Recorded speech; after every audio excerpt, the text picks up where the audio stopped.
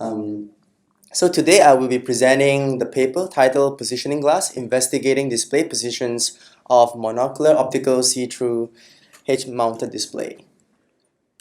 So this work is a collaborative effort between my co-authors, Simon, Dennis, and Shen. So I'd like to thank them for their support in this project, as well as Miko, who helped out the user study. So in this presentation, I will first give you guys an introduction to the paper, and after that, I will invite my co-author Dennis on stage to walk you through the experimental design and the user study. So as the title implies, in this project, we focus on a category of head-mounted display known as monocular optical see-through HMD, also known as peripheral HMD. So the most popular commercial devices belong to this category is the Google Glass.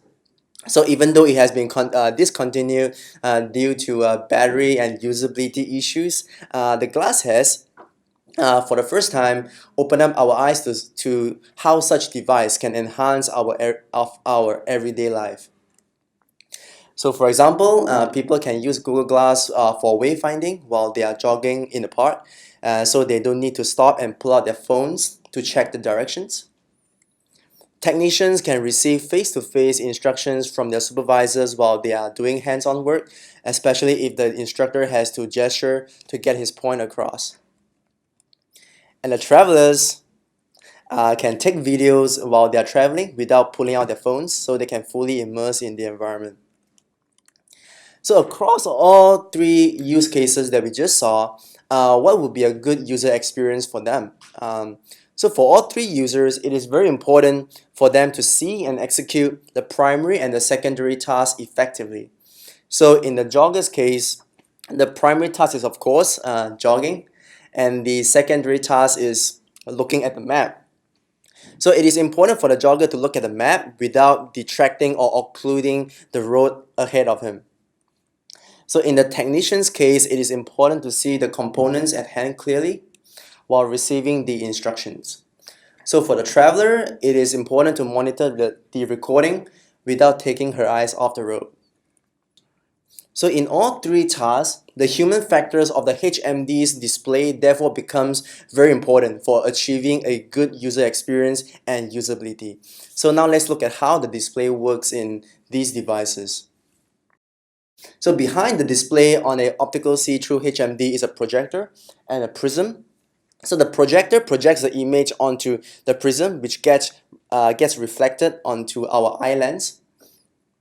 So this reflection, which also known as the layer, only takes up certain portion of our field of view, like the figure you see on the slide. So this is important so that we can still see our surroundings without the occlusion from the display. So as our focus needs to switch while looking at the display and the surroundings, the position of that layer in our field of view therefore becomes an important design factor to consider. There are two important questions to be asked in this context. So what is the effect of the display position on the primary and the secondary tasks that you saw just now in different contexts? And which display position is preferred in different use cases scenario? So of course, as a researcher, the literature is always the first place to go find out the answers to these questions. And surprisingly, the last piece of work on this topic which we could find is a paper published 27 years ago by this guy, Ronald Katsuyama, titled Effect of Visual Display Separation upon Primary and Secondary Task Performance. So to put that in perspective, the paper and we are the same age. So, yeah. So in the paper, they conducted a user study to find out the effect of display position in both the horizontal and the vertical angle. So they employed two different object tracking tasks on the primary and the secondary CRT display, as you can see on the right. And then they altered the position of the secondary display, basically, in each trial.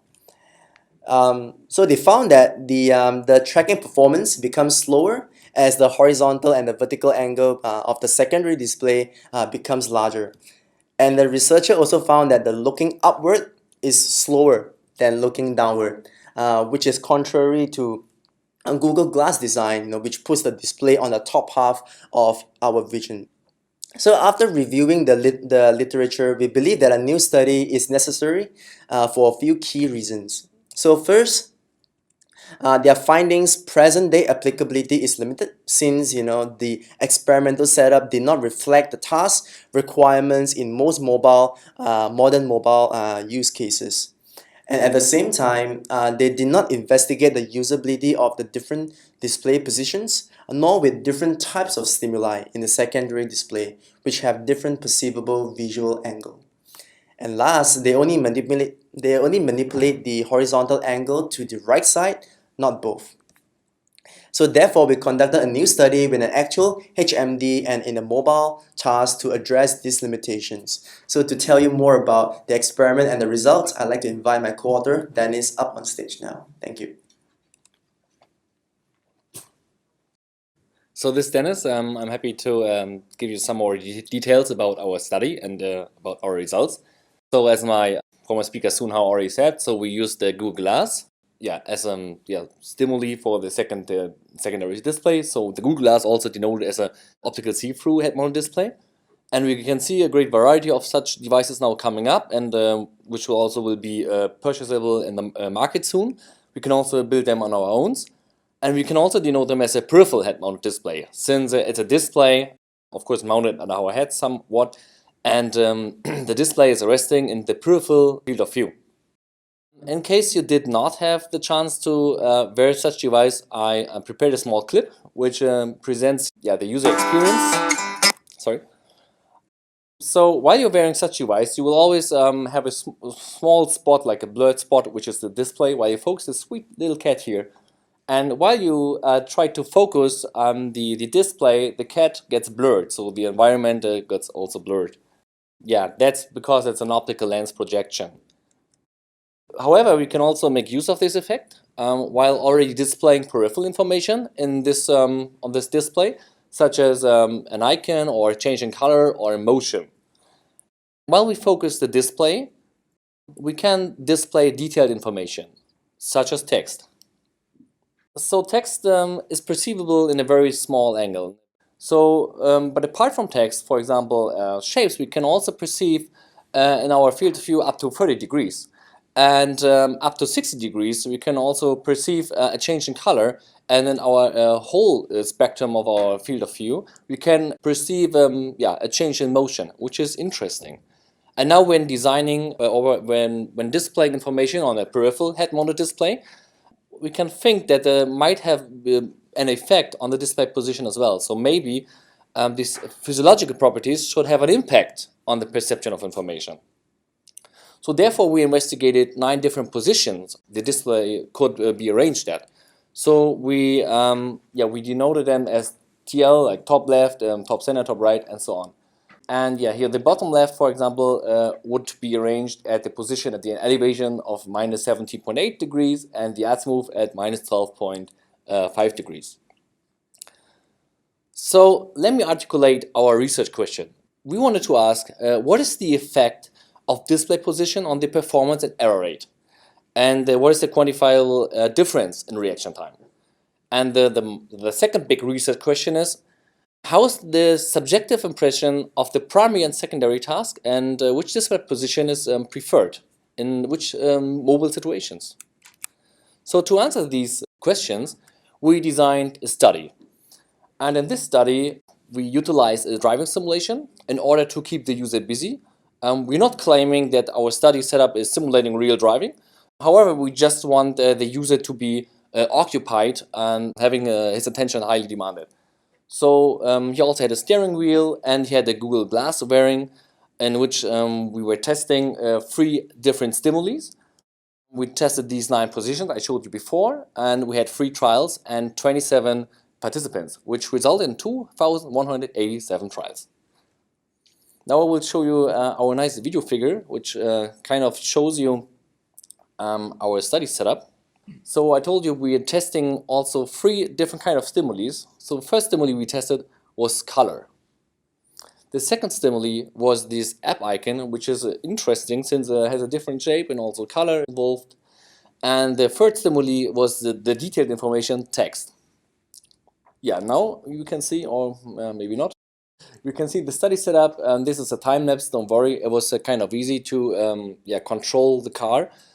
And the user had the task to follow this car and to try to be in that lane. So this would be the user's field of view, and this would be the secondary stimuli from the peripheral head-mounted display. Of course, this position is kind of including the task.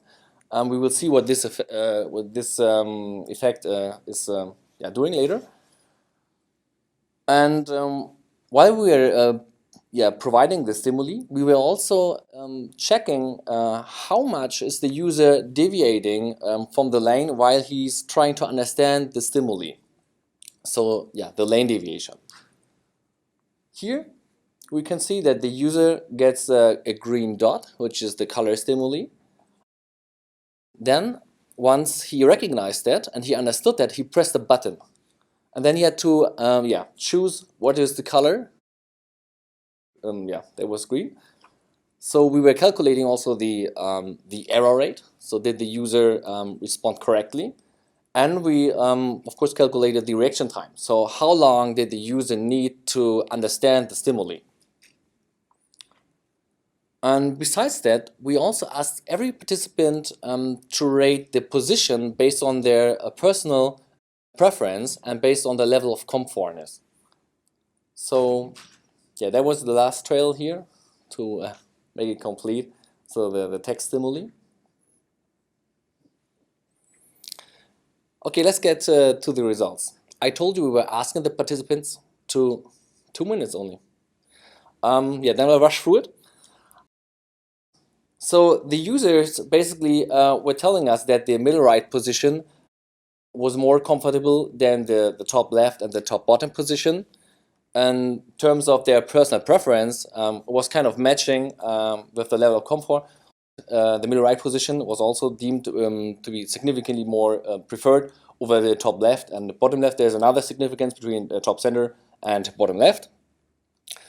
As we know from literature, that the simple motion or change in color should be perceivable more quickly in a wider angle. Our study confirmed it. So we can confirm that the perception of color is more easily than text. We can see that we have a lower error rate and a smaller lane deviation. What we could not confirm is that the display position had also an effect on these two constraints.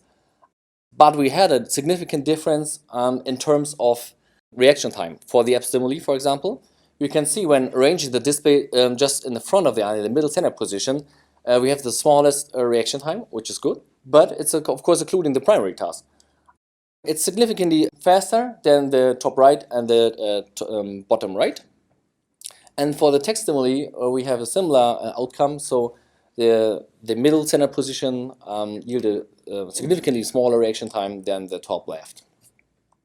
Here we see the inverted notification time. So the bigger bars mean faster response. When we combine it now with the overall score of their preferred position, we can see the trade-off between the task performance and the nose disability. And so when we're considering these both, the middle center and the middle right position, they both strike best. Based on these findings, we result with 2 design recommendations for mobile scenarios. This would be one scenario. In this typical dual task scenario, we propose the middle right position as the top center and top right position to be most suitable, where first, the peripheral display needs to be used for an extended period of time. Second, when the center of the vision is important for the primary task. And third, while the secondary stimuli is less urgent. For example, in the cooking scenario, is not very urgent. However, there are other scenarios, such as this pursuit scenario, where high frequent eye movements between the peripheral screen and the real world occur. There we recommend to arrange the position of the display in the middle center, because we have here much faster focus switch. In contrast to the top left position, which yielded the very, very high reaction time of 2.2 seconds, so that's around 600 milliseconds difference. Now imagine to drive a car with 180 kilometers per hour on the German Autobahn. 600 milliseconds would result in a braking distance and a loss of a braking distance of 30 meters, which is really crucial. So I want to sum up now the results. So the middle center position was rated to be most noticeable from all of our 9 positions we investigated. And the participant mostly preferred the middle right, as it does not occlude or distract the primary task in our experiment.